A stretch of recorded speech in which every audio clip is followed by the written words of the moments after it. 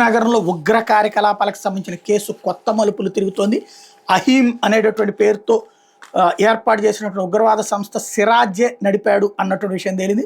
మత్స్యాంధ్రవాదుల ప్రేరణతో ఉగ్రకుట్ర కేసు నిందితుడు సిరాజ్ ఉర్ రెహమాన్ అల్హింద్ ఇత్తెహాదుల్ ముసల్మీన్ అహీం పేరుతో సంస్థను ఏర్పాటు చేశాడు. ముస్లిం మహిళలు మోసపోకుండా రక్షించే లక్ష్యంతో దీన్ని ప్రారంభించాడట. ఈ పేరుతో దేశంలోని వివిధ నగరాలకు ఉగ్ర కార్యకలాపాలు విస్తరించాలని వ్యూహం రచించాడు. జాతీయ దర్యాప్తు సంస్థ అధికారుల విచారణకి కొత్త కోణం వెలుగు చూసింది. సిరాజ్ స్థానికంగా చేపడుతున్న కార్యకలాపాలు విదేశీ తీవ్రవాద సంస్థలు గుర్తించినాయి. పాకిస్తాన్లోని ఐఎస్ఐ ద్వారా త్వరలో శిక్షణ ఇచ్చేందుకు రంగం సిద్ధమైంది. దీనికి ముందుగా బాంబులు తయారు చేసి 4 చోట్ల పరీక్షించాలని అందిన సూచన మేరకు ప్రయోగించే దశలో అతను పోలీసులు చిక్కిన విషయం తెలిసిందే.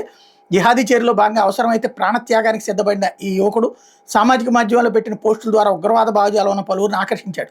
ఈ క్రమంలో ఒమన్, సౌదీ అరేబియా, పాకిస్తాన్ దేశాల్లో నివాసం ఉంటున్న భారతీయ మతోన్మాదులు అతన్ని అన్ని విధాలా ప్రోత్సహించారు. నిధులు ఇచ్చేందుకు కూడా ముందుకొచ్చారు. వీళ్లలో ఇప్పటి వరకు అబూ మసాబ్, ఇమ్రాన్ పేర్లు వెలుగు చూసినా ఇట్లాంటి వాళ్ళు మరికొందరు ఉన్నారని దర్యాప్తు అధికారులు అనుమానిస్తున్నారు.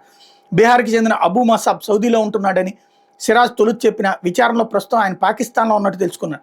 త్వరలో ఐఎస్ఐ శిక్షణ ఇప్పిస్తానన్న అతడి ప్రతిపాదనకు సిరాజ్ అంగీకరించినట్టు తెలిసింది. ఉగ్ర కార్యకలాపాల విస్తరణకు పూనుకున్నటువంటి సిరాజ్ ఇప్పటిదాకా ప్రతి అడుగులో కూడా తీసుకున్న ముందు జాగ్రత్తలు తీసుకుని దర్యాప్తు అధికారులే విస్తుపోతున్నారు. ఒమన్లో ఉంటున్న హైదరాబాద్ వాసి ఇమ్రాన్ అక్రమ్ పేలుడు పదార్థాల తయారీకి డబ్బులు పంపిస్తానంటే తన ఖాతా నెంబర్ ఇవ్వకుండా ఇతరుల ఖాతా నెంబర్ తెలియజేశాడు. ఆ సొమ్ముతోనే ఆన్లైన్లో పేలుడు పదార్థాలకు ఆర్డర్ ఇచ్చాడు. పోలీసుల విచారణలో హైదరాబాద్కి చెందిన సయ్యద్ సమీర్ ఖాతాకు ఆ నిధులు పంపించినట్టు తొలుత చెప్పినా తనకు తెలిసిన విజయనగరం వాసి ఖాతాకు జమ చేయించినట్టు దర్యాప్తు అధికారులు గుర్తించారు.